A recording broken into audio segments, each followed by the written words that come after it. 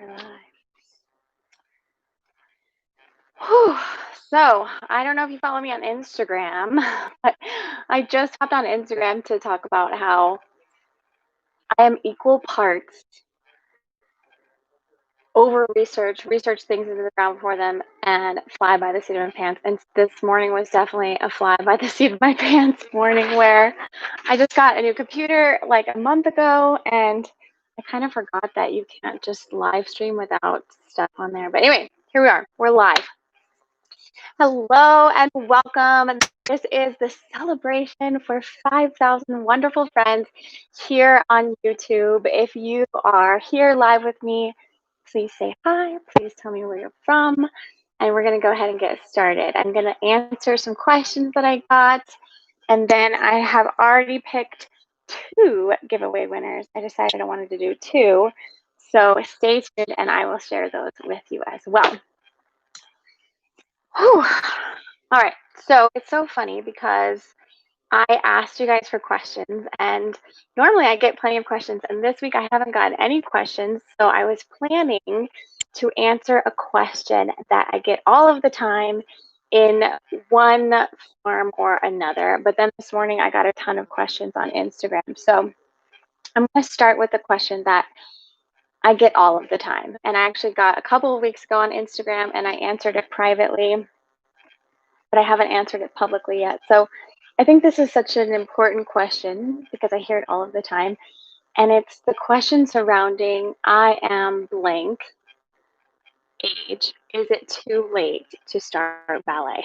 And I get this question in every form, from like 18-year-olds to 65-year-olds, and everybody is wondering the same thing. Is it too late to start ballet? I think you guys know what my answer is, but you keep asking, so I'm going to say anyways. The answer is no. No, no, no, no, no, no, no. It's never too late to start ballet, right? If you have a desire to be dancing ballet, you're supposed to be dancing ballet. It's not too late, right? So we have to look at like, what is the context of too late? What does too late mean? And it can mean many different things because it depends on what is framed in that question, right? Are you asking if you can ever be a professional? If you're asking if you can get into a specific company? Are you asking if you can do a specific step? And all of those things are so individual. I can't answer it just, through a DM on Instagram or a comment on YouTube. But what the point is that I really want to get across is that it's never too late to start ballet. It's never too late. And I actually want to ask my community how old you were when you started, because I know we have a lot of people who have started at many different ages. And I think that is the beauty in this community. It's part of what I love so much as like a quote unquote late starter, even though I started at 14, which is still fairly young. I know what it's like to try to enter the ballet world feeling like you're too late, feeling like, what's the point of doing this? Feeling like I love this, but I should probably focus on something, more appropriate, more realistic, etc., etc. But to me, that's total BS. And I really want anyone who feels a desire to be dancing to be dancing. So I could talk about that for like an hour, but I'm going to go ahead and move on to the other questions I got. Let me know, guys, in the chat if you could hear me okay. Let me know where you're from. Let me know how old you were when you started dancing. I want this to be a dialogue, not a monologue, so chime in anytime. Okay, so let's see. And I want to give a shout out to, let me find it, hold on. This lovely woman who gave me a bunch of questions this morning. So she gave me plenty to talk about. But I'm also open to take any questions that you have right now as well. Okay, so the first question says, what's it like being married, being a mom, and dancing all together? Well, it is a lot. I think being a mom in and of itself is a lot. I think all the moms can agree. Just being a mom is a lot. And then you add in whatever it else is that you're doing. And with dance, specifically with ballet, it requires a certain amount of time, to stay in it. And I can just super honestly say that since quarantine has happened, I do not feel like I have been in it. I haven't taken but 2 ballet classes since March. And now I've still been teaching ballet and I've still been doing a lot of movement practice and I've still been doing like plies and tendus and stuff like that, but a full class only twice. And so the thing is, though, that's not new to me. I've had 3 babies, so I've taken a lot of breaks from ballet. I've gone through a lot of periods of time where class just isn't able to be a priority, and that's hard. I miss it a lot. And there's a lot of longing to be able to put as much time into it as I did when I was younger.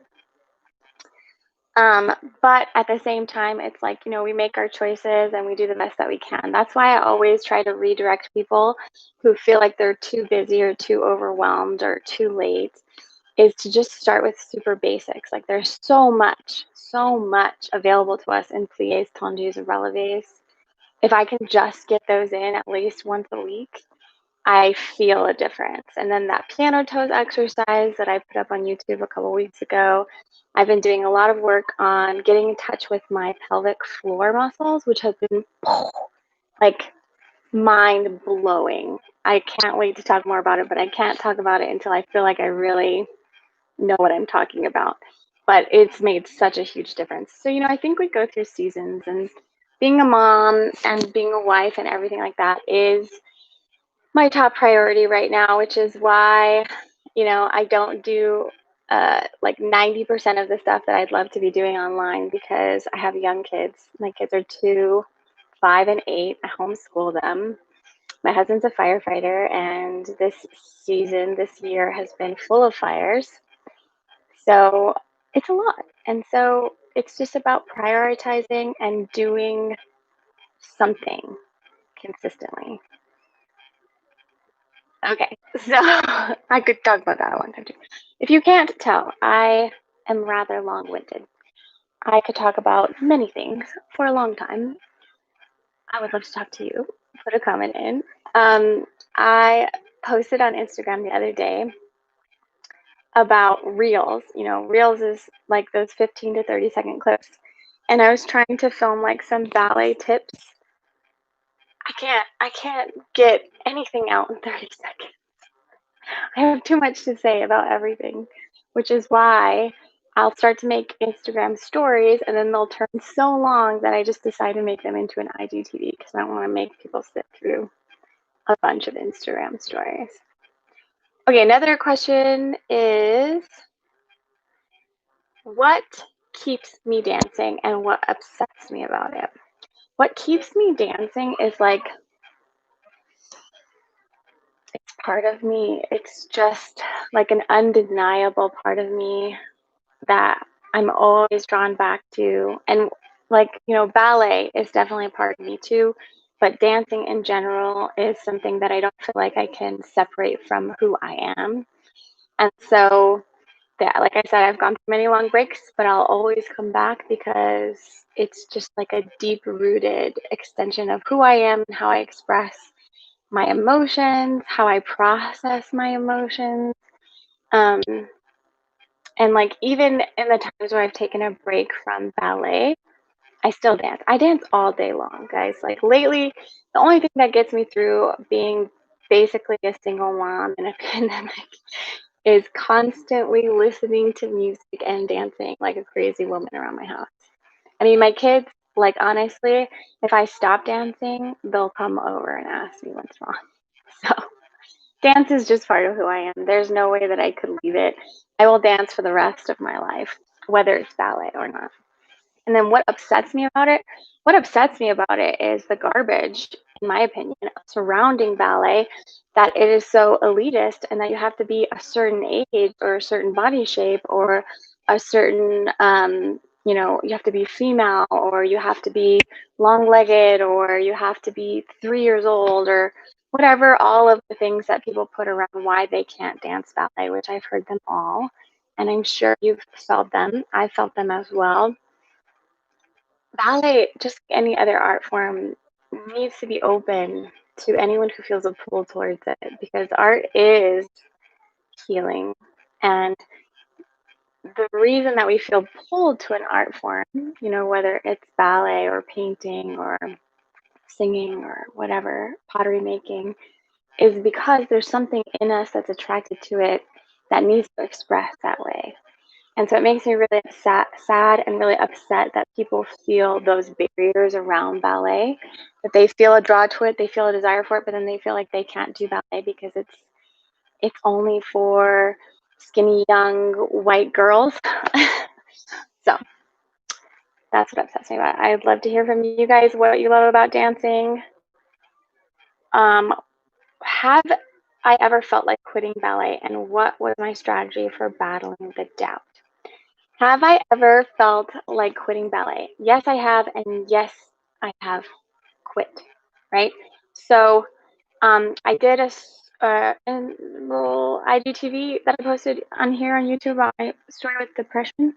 That was right at like the start of my ballet career, which would also be the pinnacle of my ballet career if you want to look at it from ballet standards. So I was feeling depressed and burnt out, but determined when I met my husband, my now husband, which I also just posted about because today is our 11-year anniversary. So happy anniversary to me. I was super resistant to the idea of stopping because I didn't want my time with the Joffrey to be the highlight of my career, and I wanted to go far and do a lot of things. I was super unhappy. I wasn't loving ballet anymore. I was depressed. And so I decided to quit ballet. And I quit right at 21 years old. And I moved out to Texas and got married, and I still taught. It took me a little bit. There was a little bit of time where I didn't do anything. And then I started teaching. And when I was in Texas, you know, a lot of people asked me why I didn't audition for companies or do anything, but it was because in my mind I had already quit at the ripe old age of 21. I was done. I was like, I'm not ever going to do that again. And like I said, though, I can't quit ballet. So I continue dancing and teaching and performing with little side projects and stuff like that. But I've also taken breaks every time I've had kids.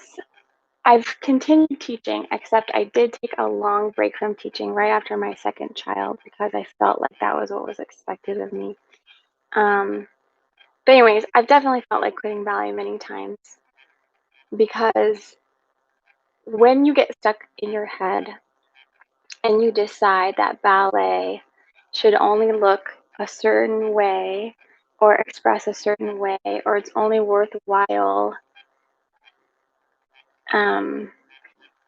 if if you're getting paid and doing everything the way that it's presented in social media, you can really spiral down into being like, why am I doing this? Which is why I encourage everyone to be journaling and to define their why they dance for themselves. You saw that video that we made like a month ago now about why I dance. There were so many more answers that didn't make it into that video that were so beautiful. And I really encourage everyone to journal on that, because having that why is what I always come back to now. So I kind of described it in the answer to the last question, but why I dance is because I have to dance. I have to dance. It is part of me. It is how I express my emotions. It is when I feel most alive, most connected to my body, most embodied in who I am. And so what was the second half of that? What's my strategy for battling doubt is to really get super clear on that why. And then, like in class, if I'm battling doubt in class, which I think we've all been there, right? Where you're in class, you're doing something, and maybe you're having a hard day or whatever. What helps me in the moment is if I close my eyes for a second and I do a couple breaths And then I decide to just focus on my hand and just focus on the way my hand moves or the way my head moves, or maybe even the way that my foot is moving. So I pick one body part, I focus on that, and I think, what if you couldn't move this body part? How much would you miss this? And so then I just dive really deep into gratitude and enjoyment of moving my body. It brings me back to the present moment. It brings me back to gratitude. And I remind myself that we only live once, so might as well have fun and get out of your head. And that really does help. Okay, other question. What is one wish of mine? Okay, I'm going to go super big here. My wish is I would love to facilitate in any way possible, even just the idea, and then maybe someone else is the one who takes it. I would love for there to be like ballet retreats where people who have this desire and longing to do ballet come and they work on their limiting beliefs and their mindset and their healing of their body and their brain as they learn ballet, as they perform ballet. I want there to be more performances for adults. I want there to be more intensives and opportunities for adults who want to learn. And I just want ballet to become a place of healing instead of damage. Um, and I have just this big pictures in my head of, photo shoots and where adults can learn variations and perform, and at the same time they're getting like that deep body spiritual healing. I feel like ballet has so much potential for healing. So that's my big wish. My little wish is that it will stop snowing. No, I'm just kidding. It's snowing right here. I'm going to show you. It's going to blind you. Can you see all that snow? Yeah, it's ridiculous. Earlier, just a few days ago, it was 70 degrees. Snow is good, though, for the fires. Okay. I know I'm blowing through these really fast, but today's my anniversary. I'm going on a date. So, another question. How long does that purple dye last on your hair? She says that she dyed hers semi-permanent purple and it faded in 3 days. I actually got this question on Instagram, I think a week ago. Joyco. I'll take a picture and put it on Instagram. Joyco Amethyst Purple is what I use on my hair. Before that, I used Overtone. It kind of worked, but I've been really liking the Joyco. I don't know if I'm saying that right. Like I said, I'll take a picture and post it on Instagram. I got my hair professionally purpled a year ago, and it washed out in like less than 2 weeks. I was super disappointed because it costs a lot of money. And this one lasts pretty well. I would say it lasts me about a month, and then you can still kind of see it, but well, maybe more than a month. I don't know, 6 weeks. But I really like it. Last question, unless you guys have any questions, is where'd it go? What is one thing What is one thing you regret doing, not doing? I think this is a beautiful question. I was just having a conversation with a friend a week ago about how we all say, I don't regret anything because it took me right where I am. And I don't totally subscribe to that. I mean, I do subscribe to the fact that all of our choices brought us exactly where we are, that we're where we're supposed to be. But I think it's okay for us to have regrets in the way of it's okay for us to wish we had done something differently, but not to dwell there, right? Because obviously everything happens for a reason. Everything that you've experienced creates who you are now. I believe that wholeheartedly. But I think it's important to acknowledge things that we could have done differently. So one of the big things for me is actually quitting ballet. Like, I regret the way that I quit ballet because it wasn't an intentional quit. It wasn't like I really thought it through and I really went with my heart. It was that I let all of these other voices get to me, and then I kind of just stopped. And then I just kind of decided to continue to stop because of lack of self-confidence and ego issues. So I would love to go back and talk to my 21-year-old self, but I can't. So instead I talk to you guys and I say, please don't let either expectations out here or expectations in here that are reflecting the ones out here determine how long you dance, how you dance, and how you show up in the world. And that's why I made this YouTube channel, and that's why I talk about what I do, because everything that I share with you is something that I wish I could tell my younger self. And let's see, anything else that I regret? Basically just the entirety of my life that I've lived in a desire to not be wrong and to please other people. I've talked a lot about my people-pleasing tendencies. They are very strong, and I think it's only been in the last year that I've really learned how to make my own decisions and talk about what I want to talk about and stand up for what I believe in and become who I am. And it's still a journey, but you know, and I didn't even realize that I wasn't making my own decisions or that I was letting other people make my decisions until this year. So just gotta grow with it, learn it, and then share it. That's what I think. Okay, it's time. The giveaway winners. The giveaway winners. So I realize I don't want to share people's email addresses with the internet. So I'm just going to share the name, and then I will email you, and I'll share part of your email so that you can recognize it if it's you. So the first giveaway winner that I drew, I was the only one who drew them, was number 150, and it was Jennifer. And your email address starts with Maggie May, and then I won't share the rest of it, but I will be emailing you, Jennifer, and then I will be shipping you a whole point journal. Super excited to do so. And then the second giveaway winner was, I do not know how to pronounce this, so I'm going to try. If I butcher it, please forgive me, and then I'll show you what I wrote. Sana Pistame, Sana Pistame, and I will email you as well. I'm super excited to send you these journals. All right, guys, I appreciate you more than you know, really, I do. As I've said to everyone that I've had the opportunity of having Zoom calls with in the last 6 months, your time and your energy are your most valuable resources. And so the fact that you guys share any of that with me is truly an honor, and I really appreciate you. I really appreciate your encouragement, your constant inspiration, and just getting to know you guys is my absolute favorite thing. If you didn't sign up for my email list yet, I will put a link below. In that welcome email, I asked you questions, and I mean it. I want you to reply back to me. I want to get to know you. It's my favorite part. I know, like at the end of all of my YouTube videos, I always say, you know, leave a comment. Getting to know you guys is my favorite part. Thank you. I just talked about how I purple it. I really like it too. But seriously, getting to know you guys is my favorite thing to do. Basically, it's the only reason I make YouTube videos.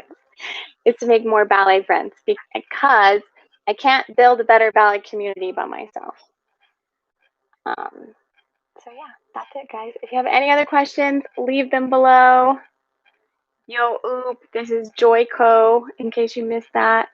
Purple your own hair at home. Yes, I cut, bleached, and purpled my own hair during quarantine. And in fact, guys, I filmed the whole thing. I filmed the whole process of cutting, bleaching, and purpling my hair, and then I never posted it because I'm always like, I filmed a bunch of things during quarantine, like a day in the life, tie-dyeing stuff. I tried self-tanner for the first time.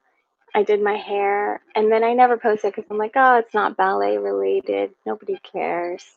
So let me know in the comments if you want to see any of those videos that I made during quarantine, and also let me know what other videos you guys would like to see. I did just do a quick filming this week, and I videoed a series of ballet terminology tips, just kind of like working through some basic beginner ballet terminology. One of the reasons I haven't posted a lot of ballet tutorials recently, I don't know if you've noticed, I've been posting a lot of like IGTV talkie videos, But it's because I've been having issues with my phone and my computer and my camera. And like I filmed like a whole center adagio and center follow along and a bunch of arabesque videos. It was like a month and a half ago now. I filmed all of those, and then when I watched it back, it was like none of it's usable. It goes blurry because I go out of focus. The lighting's off. I'm a one-woman show, and like we talked about earlier, I'm quarantined with my 3 young children, homeschooling them alone. So yeah, I'm hoping. I filmed that quick series on ballet terminology this Thursday on my phone.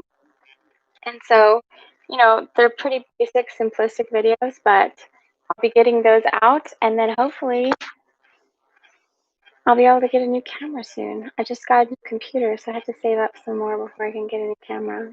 And yeah, but I would love to hear from you what you want to see on this channel as we head forward. 5,000 of you, let me know. I want this channel to be for you. So let me know. Okay, guys. Cheers to 5,000 subscribers. Cheers to those 2 winners, Jennifer and Santa. I will be emailing you, get your addresses, and I'll send these out. If you want to join the community, you can. I'll definitely be doing more giveaways of these journals and other things. We open the doors for the Beyond Ballet community in January. We're having such a good time in there. Let me know if you have any questions about that. And then I still have the Ballet Journal Jumpstart. It's not too late to jump in there and get started on your ballet journaling habit. I would say now is the best time before we get into holiday nutcracker craziness. All right, guys. I will see you in my next video. Bye.